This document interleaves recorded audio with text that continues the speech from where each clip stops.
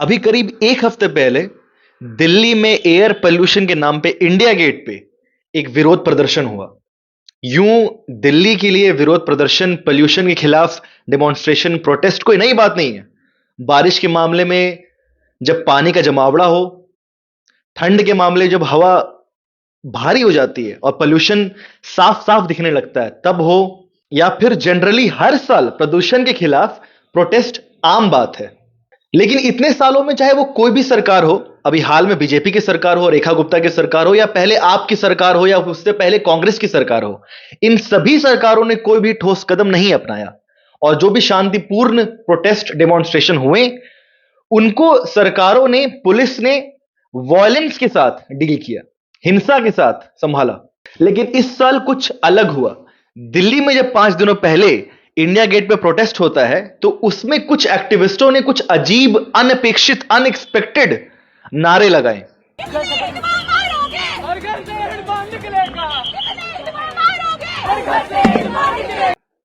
और पूरा का पूरा मुद्दा, पूरा का पूरा देश इस मुद्दे से भटकाकर हम वापस बात करने लग गए उन नारों के बारे में।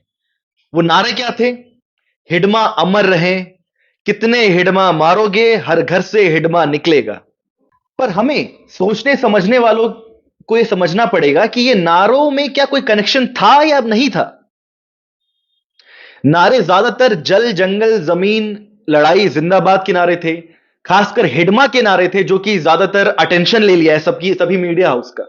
किसी ने भी इस बात का जवाब नहीं दिया है कि जब पोल्यूशन के नाम पर प्रोटेस्ट हो रहा था तो हिडमा, जल, जंगल, जमीन, नक्सलवादी, आदिवासी, इन दोनों के बीच में कनेक्शन क्या है? इन दोनों के बीच में कोई कनेक्शन के बारे में किसी ने भी कुछ बात नहीं करी है। इसीलिए द पार्टिजन में मेरा यह काम है कि इन दोनों कनेक्शंस को जग जाहिर करें, अगर वो कनेक्शन है और उस कनेक्शन में कुछ दम है तो।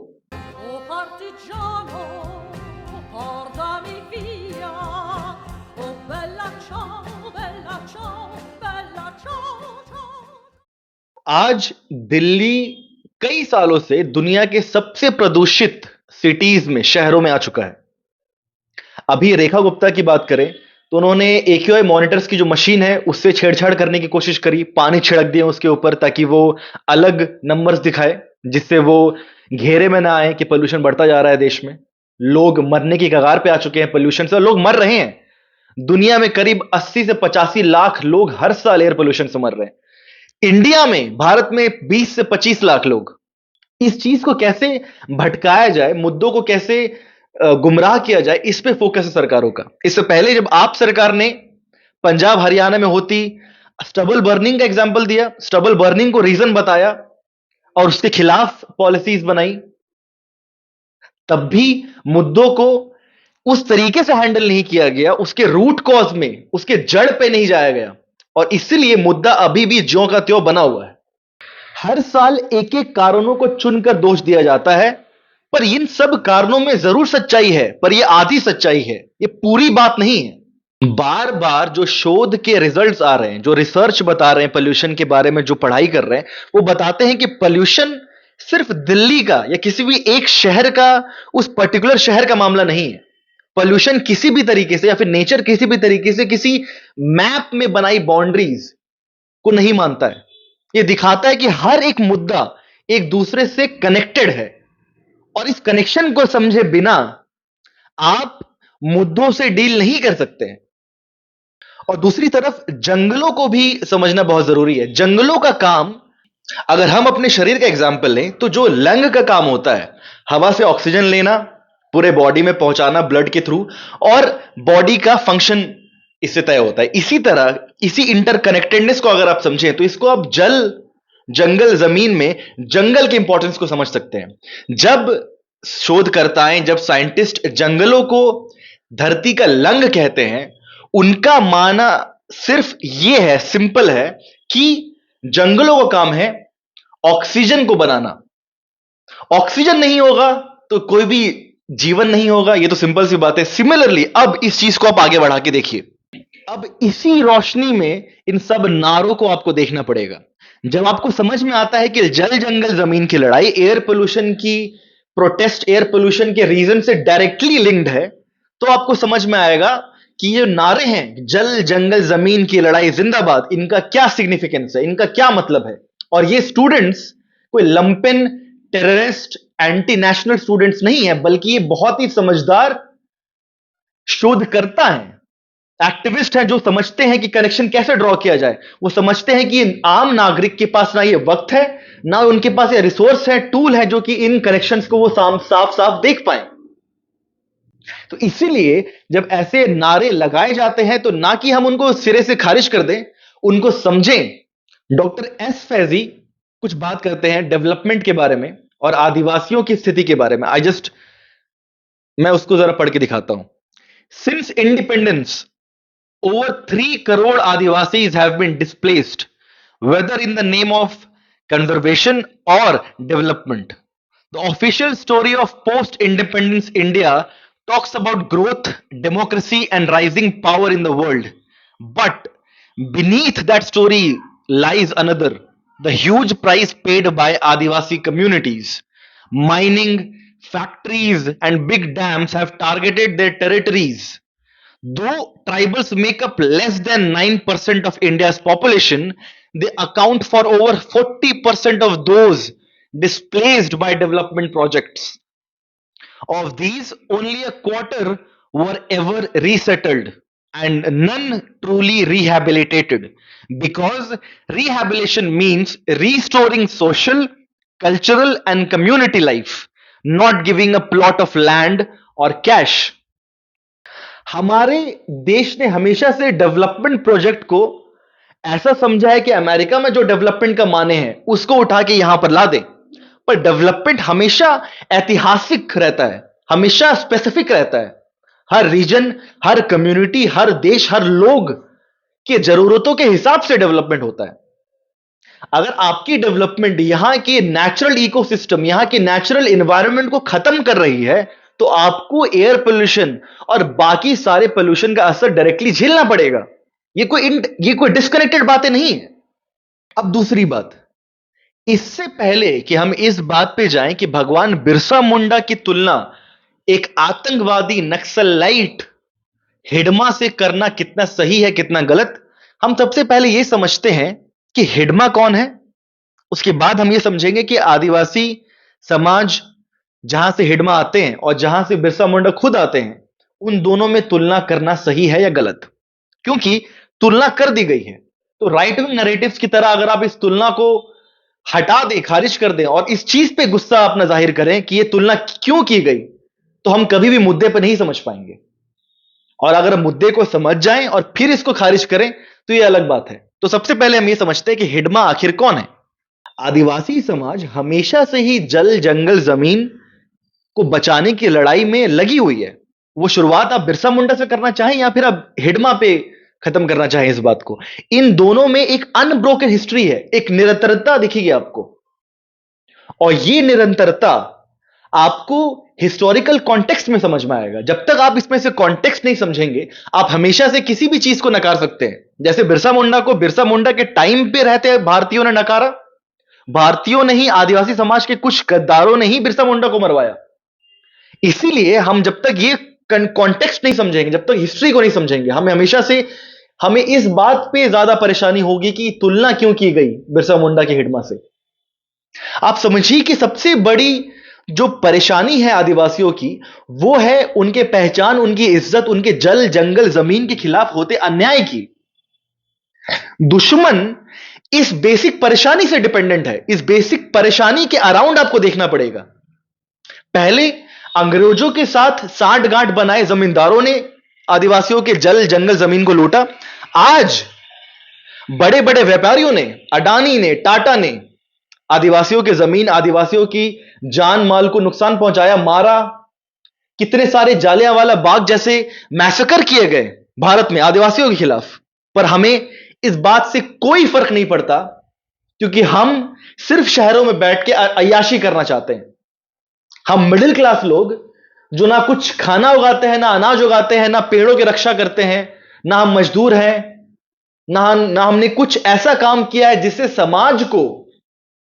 समाज आगे बढ़े या समाज की बेहतरी हो। वहीं दूसरी तरफ जिन लोगों ने समाज को बनाया, चाहे वो मजदूर हो, चाहे वो किसान हो, चाहे वो आदिवासी हो, उन सबको इस डेवलपमेंट के अदर साइड को झेलना पड़ा, इस डेवलपमेंट से आते नुकसान को झेलना पड़ा। अपने जंगलों को खोकर, अपने घरों को खोकर, जेल में जाकर, मरकर, नक्सलाइट बनकर, ये सब कारण इंटरकनेक्टेड है दोस्तों। और आप माओवादी हिडमा को हटा दीजिए, जिसने एक तरह का संघर्ष जल जंगल जमीन को बचाने के लिए लड़ा है और लड़ा था। आज भी देश में माओवादी के अलावा आदिवासी हर तरीके से, चाहे वो शांतिपूर्ण ही क्यों ना हो, या फिर छुटपुट हथियार लेकर, अपनी ट्रेडिशनल हथियारों को लेकर, वो अपनी छोटी मोटी ताकतों से ही अपने जल जंगल जमीन को बचाने की लड़ाई लड़ रहे हैं। माडवी हिदमा इसलिए परेशान करता है लोगों को, इसलिए परेशान करता है सरकारों को, क्योंकि वो एक सबसे ताकतवर तरीके से रिप्रेजेंट कर रहा है आदिवासी रेजिस्टेंस को, आदिवासी लड़ाई को। और नक्सलाइट को आप नहीं समझ सकते जब तक आप इतिहास नहीं समझेंगे, जैसे कि आप किसी भी चीज को नहीं समझ सकते बिना उसके इतिहास के। आप आज यूट्यूब पर जाए और नक्सलिज्म टाइप करें और आपको जो भी चैनल मिल रहा है, आप किसी भी चैनल पर जाएंगे, आपको यही बताया जाएगा कि नक्सलिज्म की शुरुआत जमींदारों, पूंजीपतियों, इनके अत्याचार के खिलाफ आम इंसान, किसानों, मजदूरों की लड़ाई के तौर पे शुरुआत हुई थी।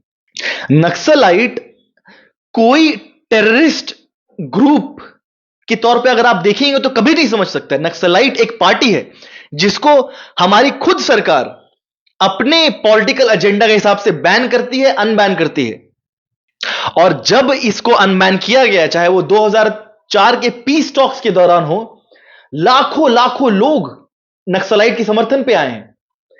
चीफ जस्टिस ने बोला यह बात कि नक्सलाइट को लोग अपनी प्रॉब्लम का सलूशन समझते हैं, जबकि सरकारें नक्सलाइट को प्रॉब्लम समझती है।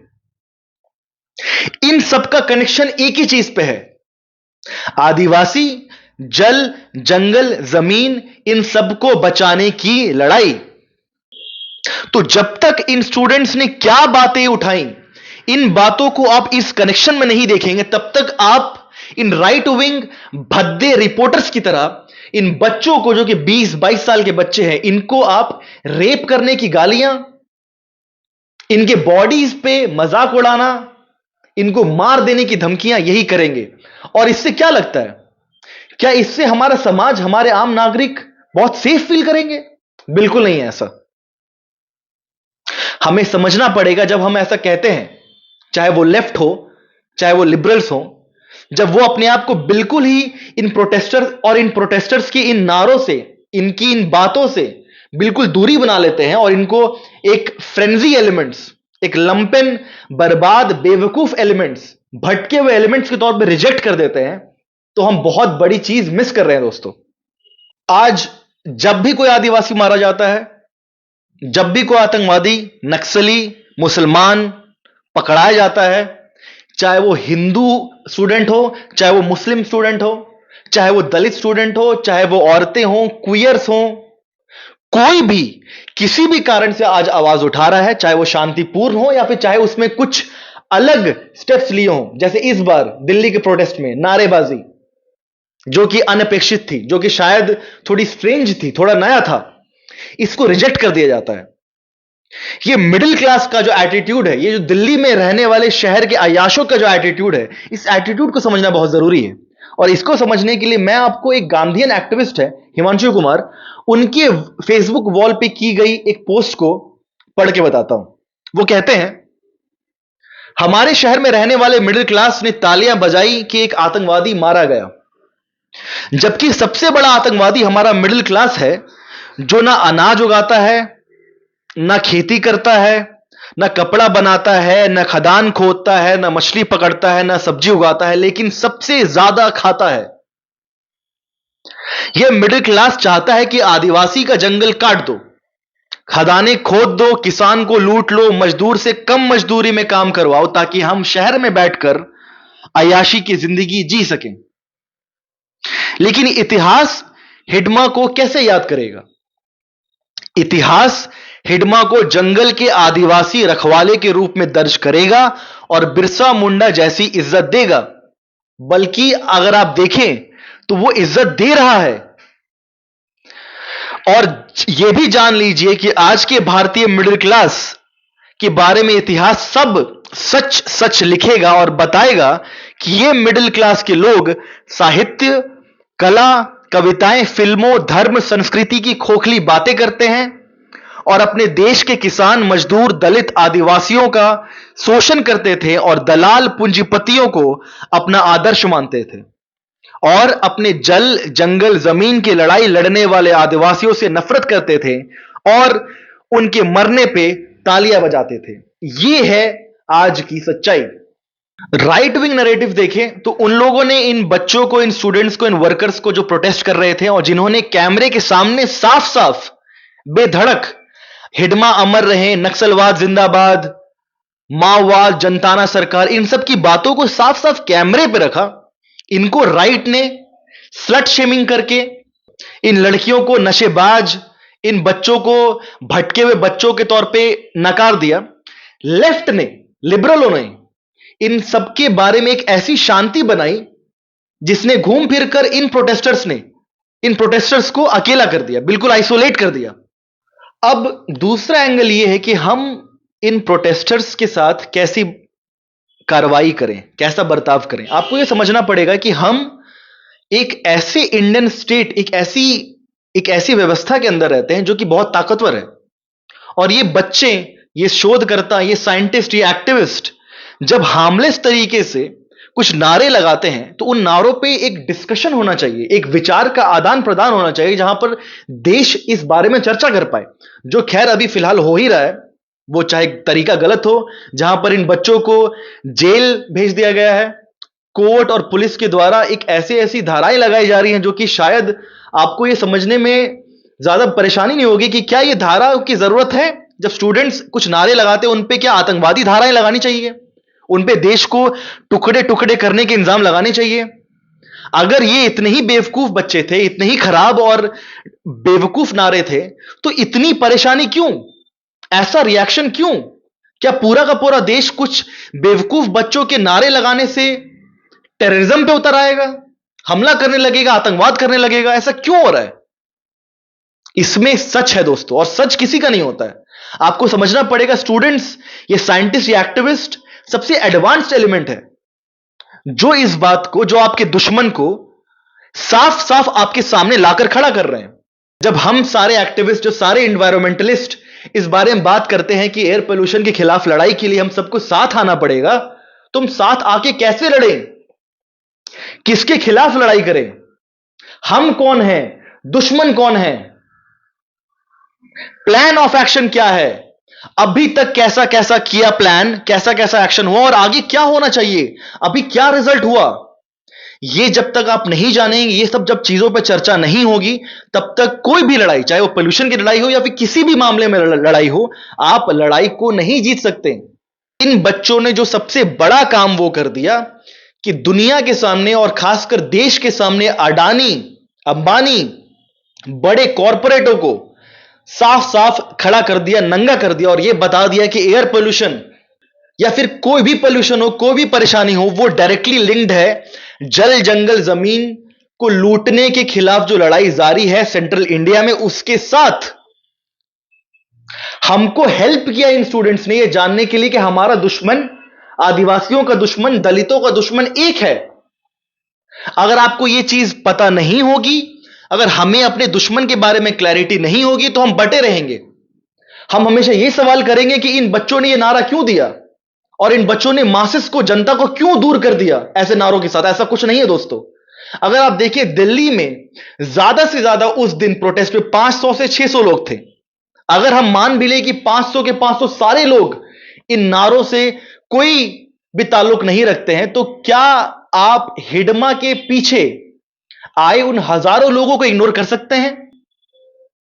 उसके पीछे बनाए जा रहे हजारों वीडियोस को इग्नोर कर सकते हैं जो हिडमा के समर्थन में आ रहे हैं, जो ये कह रहे हैं कि हिडमा जाने से अब जल, जंगल, जमीन की लड़ाई मुश्किल हो गई है और वो शायद हार चुके, ये आदिवासी कह रहे हैं।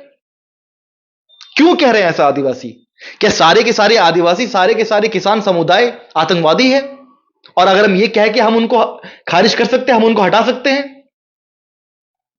क्या हमें यह पता है कि सिलगेर में, जो छत्तीसगढ़ में है, चाहे वो माड़ हो, झारखंड में सारंडा हो, अभी हैदराबाद में जो स्टूडेंट्स ने प्रोटेस्ट किया था एचसीयू में, चाहे वो हो, हर जगह की जो लड़ाई हो रही है जल जंगल जमीन को बचाने के लिए, चाहे वो लड़ाई को हम अगर अब नहीं देखें तो किस तरीके से हम समझ पाएंगे प्रॉब्लम्स को? स्टूडेंट्स को ये जो प्रोटेस्ट हुआ है, हमको इसका इंपॉर्टेंस समझना होगा। अब दूसरी तरफ एक ऐसा सेक्शन है जो कि शांतिपूर्ण तरीके से प्रोटेस्ट करता है, बिल्कुल करना चाहिए अगर उसका कुछ रिजल्ट आ रहा है, बिकॉज प्रोटेस्ट करने का मतलब कुछ रिजल्ट से होता है, कुछ होना चाहिए, कुछ परेशानी है तो आवाज उठाई जा रही है, और उस आवाज उठाने के पीछे का मकसद है सोल्यूशन का होना। तो जब किसी भी प्रोटेस्ट के पीछे ये लॉजिक आता है कि वो तभी जायज प्रोटेस्ट है, तभी वो लोगों की और जनता की सच्ची आवाज है, जब वो स्टेट, पुलिस, गवर्नमेंट के रूल के हिसाब से वो प्रोटेस्ट की जाए। गवर्नमेंट आपको प्रोटेस्ट करने की जगह दे, वहां प्रोटेस्ट करें। इस रूल्स को मानते हुए जब जब लोग प्रोटेस्ट करेंगे, तब तक वो प्रोटेस्ट सही है इन लेफ्ट यूट्यूबर्स के हिसाब से। और जब भी इस चीज को ना मानकर लोग आगे बढ़ें, लोग कोई दूसरा तरीका अपनाएं, चाहे वो हिंसक ना भी हो, तो बिल्कुल ही गलत है। हमें यह समझना पड़ेगा, जब ये यूट्यूबर्स हमें ये बोलते हैं कि पुलिस पे हमला क्यों करना, पुलिस से क्या परेशानी है, तो हमें यह समझना पड़ेगा कि बिल्कुल पुलिस से परेशानी नहीं है, किसी को पुलिस से परेशानी नहीं है, ना ही नक्सलियों को पुलिस से परेशानी है, ना ही आम स्टूडेंट्स को है। बात है कॉन्टेक्सचुअल। नक्सली हो, पॉलिटिशियंस हो, आम जनता हो, वो सभी समझती है कि पुलिस आम जनमानस से ही आते हुए लोग हैं, वो सैलरी पे काम करते हुए लोग हैं, और वो ऑर्डर्स को फॉलो करने वाले लोग हैं, वो एक नौकरी कर रहे हैं। अब जब कोई नौकर होता है किसी चीज का, तो जो उसका मालिक है, नेता इस केस में, वो जो कहेगा वो होगा। जब हमको पता है कि यही नेताओं के कारण ये हालत है देश की, तो हम पुलिस और स्टूडेंट्स के बीच में जो हाथापाई हो रही है, पुलिस या स्टूडेंट्स के बीच में जो नेगोशिएशन हो रहा है, जो नेगेशन, जो बातें हो रही, जो एंगेजमेंट हो रहा है, उस पर फोकस करेंगे तो हम कभी भी रियल मुद्दे पे जा ही नहीं पाएंगे। आप समझिए, अडानी के पीछे, अडानी के साथ इन नेताओं का सांठगांठ है। ये नेता और पुलिस ये प्रोटेक्ट कर रहे हैं अडानी को, और अडानी कर रहा है जंगलों की लुटाई, आदिवासियों को वो मार रहा है। और आप जब तक ये नहीं समझेंगे और इस एयर पोल्यूशन के टॉपिक को इस चीज से कनेक्ट नहीं करेंगे, आप हमेशा एक इमोशनल एंगल लेंगे, आप हमेशा एक ऐसा एंगल लेंगे जो कि एक्सट्रीम होगा। आपको लगेगा कि कोई 19-20 साल के बच्चे ऐसे आतंकवादी हैं जो कि पुलिस को खत्म करना चाहते हैं, जो कि पुलिस को मार देना चाहते हैं। पर क्या इनके पास ऐसी ताकत है? क्या इनके पास कोई ऐसा एजेंडा था, कोई इंटेंशन था? इस बात को समझना होगा। बात सिंपल सी इतनी है दोस्तों, आप किसी भी चीज को, और खास करके इतनी कॉम्प्लेक्स चीजें या फिर ऐसी चीजें जो आप पे सीधे सीधे असर करती हैं, उसको बिना किसी इंटरकनेक्टेडनेस के, बिना उसके आसपास की चीजों से जोड़े हुए उसकी पॉलिटिक्स को देखे, ये क्यों हो रहा है और किसका इन चीजों से फायदा हो रहा है, इनको बिना देखे आप नहीं समझ सकते हैं। साफ साफ आपको जब लेफ्ट या राइट, जब नक्सलवादी, आतंकवादी बोल के चाहती है कि आप इस बात पे बिल्कुल चर्चा ना करें, बैंड है तो आप उसको आतंकवादी बोल के बिल्कुल खारिज कर दें, ये चीज से आगे बढ़कर आपको इस बात पे, इस बारे में चर्चा करनी जरूरी है, अपने लिए, हमारे समाज के लिए, ताकि हम एक ऐसा समाज बना पाए जो लोगों के लिए है, जो लोगों के बारे में सोचता है, जो लोगों ने साथ मिलकर बनाया है। साथ मिलकर बनाने का सबसे पहला रिक्वायरमेंट यह है कि हम साथ समझें, दूसरों की बातों को सुने। राइट विंग स्टार्ट करती है हिडमा खराब, बंद करो बात। लेफ्ट भी यही कर रहा है, हिडमा खराब, नक्सलवादी, आतंकवादी, लोगों को मारा, बंद करो बात। यह बात इतनी सिंपल नहीं है, आप खुद जानिए बातों को। अब देखिए कि क्यों हजारों लोग जिसको आप आतंकवादी कह रहे हैं उसके पीछे रोते रोते पीछे चल रहे हैं उनके। जब हजारों की भीड़ देखी गई हिडमा के पीछे, तो न्यूज चैनलों ने यह बोला कि यह पूरा का पूरा समाज, आदिवासी समाज बौखला गया है, भटक गया है, उनको कुछ समझ में नहीं आता है। यह तरीका है। इस तरीके से आदिवासियों को, दलितों को, मजदूरों को, किसानों को हम देखते हैं। यह गलत तरीका है दोस्तों। सही तरीका यह है इन समझदार स्टूडेंट्स की, एक्टिविस्टों की, साइंटिस्ट्स की, जो समाज को बचाने की बातें करते हैं, चाहे वो कितना भी कड़वा सच क्यों ना हो, उनका हम समर्थन करें, एटलीस्ट उनको समझने की कोशिश करें। इसीलिए मेरी तरफ से, झारखंड के एक जर्नलिस्ट की तरफ से, बीएससीएम हिमखंड के क्रांतिकारी स्टूडेंट्स को, एक्टिविस्टों को एक क्रांतिकारी सलाम, और उनके विचारों को मैं अपना सपोर्ट एक्सटेंड करता हूं। थैंक यू साथियों।